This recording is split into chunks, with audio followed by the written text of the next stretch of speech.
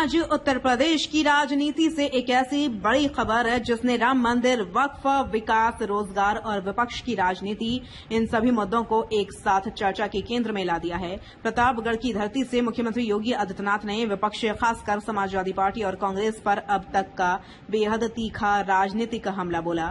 राम मंदिर से लेकर वक्फ संपत्तियों तक, जातीय राजनीति से लेकर नौजवानों की नौकरी तक और विकास से लेकर अयोध्या तक मुख्यमंत्री ने कई बड़े राजनीतिक संदेश दिए। लेकिन क्या केवल राजनीति हुई या विकास का एजेंडा भी उतना ही बड़ा था?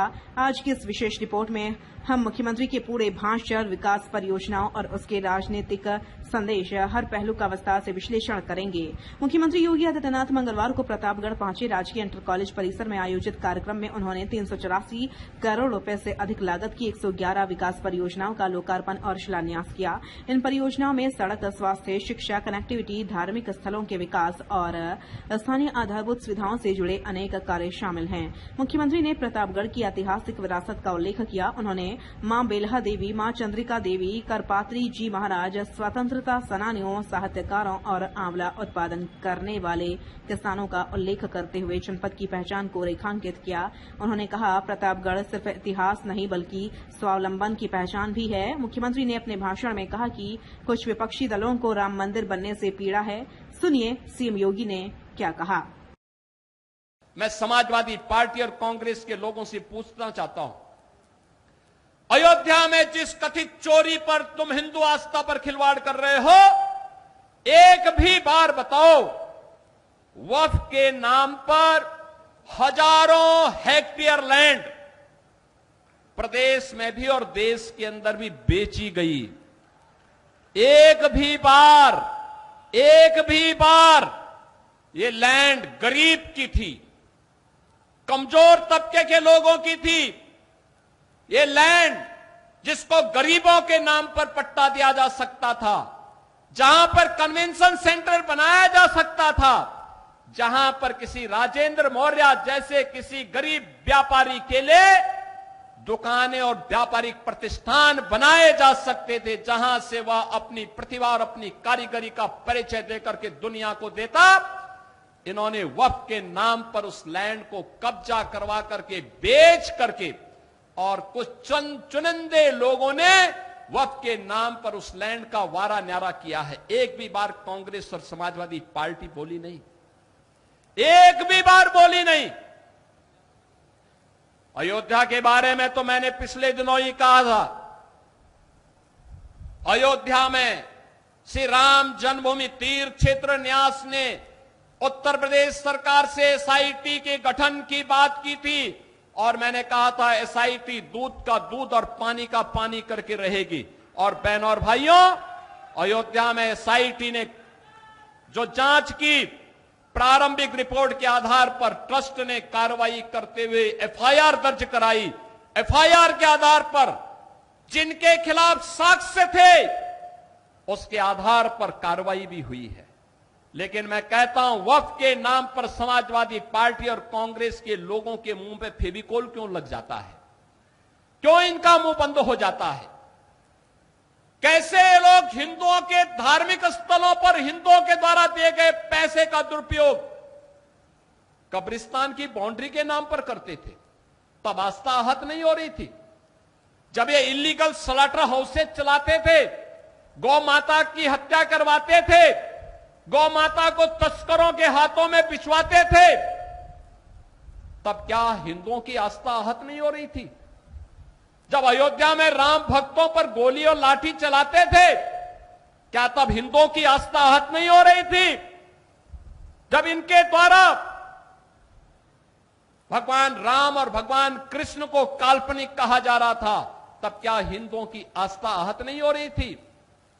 मैं पूछना चाहता हूं समाजवादी पार्टी और कांग्रेस से, जब ये कावड़ यात्रा को प्रतिबंधित करते थे, क्या तब हिंदुओं की आस्था आहत नहीं हो रही थी? जब इनके द्वारा श्री कृष्ण जन्माष्टमी के आयोजन पर रोक लगाई जाती थी, दुर्गा पूजा के पंडालों को रोका जाता था, तब क्या हिंदुओं की आस्था आहत नहीं होती थी? जब किसी हिंदू पर्व और त्योहार के पहले दंगे और उपद्रव शुरू होते थे, तब क्या हिंदुओं की आस्था आहत नहीं होती थी? क्या इसका जवाब कांग्रेस और समाजवादी पार्टी के लोग देंगे? और यह प्रश्न हम में से हर जागरूक नागरिक को इनसे करना चाहिए।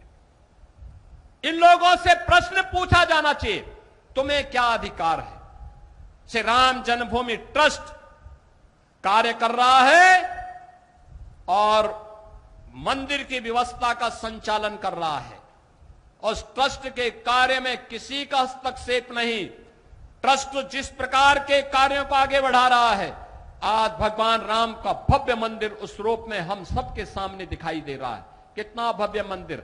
इनकी पीड़ा तो ये थी कि जहां पे ये बाबरी का गुलामी ढांचा देखना चाहते थे, आज आप सबके पुरुषार्थ से वहां भगवान राम का दुनिया का सबसे बड़ा मंदिर खड़ा है।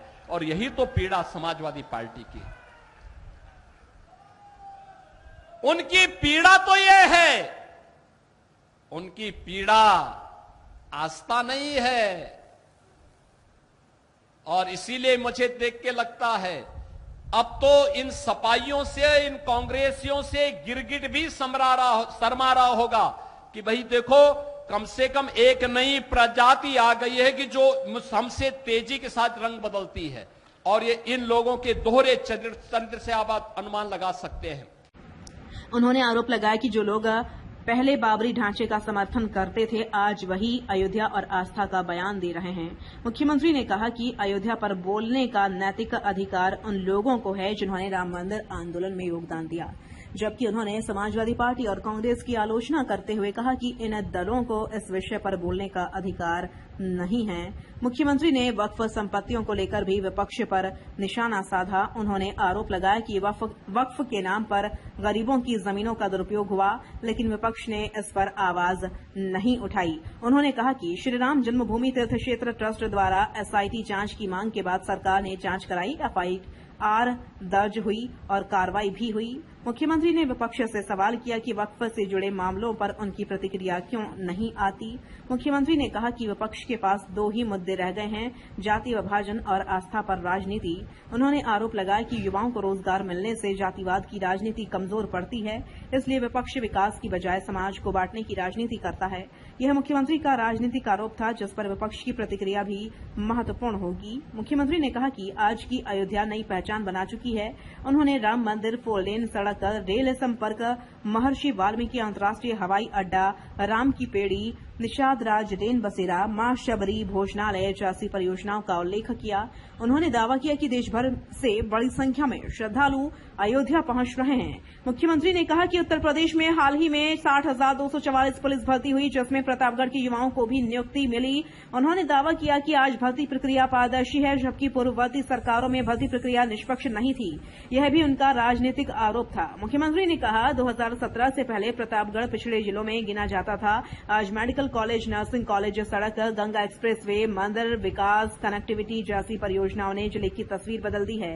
मुख्यमंत्री ने गिनाई प्रधानमंत्री किसान सम्मान निधि, प्रधानमंत्री फसल बीमा, प्रधानमंत्री कृषि सिंचाई योजना, मुफ्त बिजली खरीद केंद्र, ओडीओपी।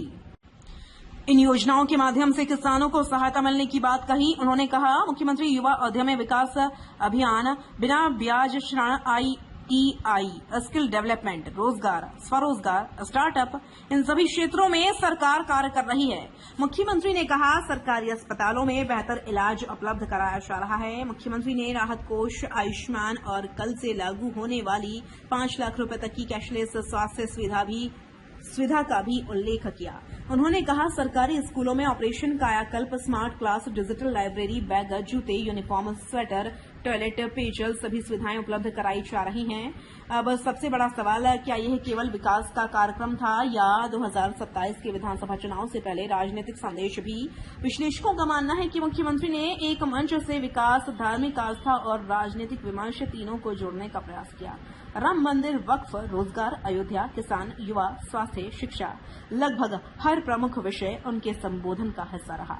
दूसरी ओर मुख्यमंत्री ने विपक्ष पर गंभीर राजनीतिक आरोप लगाए। इन आरोपों पर समाजवादी पार्टी और कांग्रेस की प्रतिक्रिया आने पर तस्वीर और स्पष्ट होगी। प्रतापगढ़ का यह कार्यक्रम सिर्फ 384 करोड़ रुपए की परियोजनाओं का उद्घाटन नहीं था। यह विकास, धार्मिक आस्था और राजनीतिक संदेश तीनों का संगम बनकर सामने आया। अब देखने वाली बात होगी कि मुख्यमंत्री के इन बयानों पर समाजवादी पार्टी और कांग्रेस क्या प्रतिक्रिया देती हैं और यह राजनीतिक बहस आने वाले दिनों में किस दिशा में आगे बढ़ती है।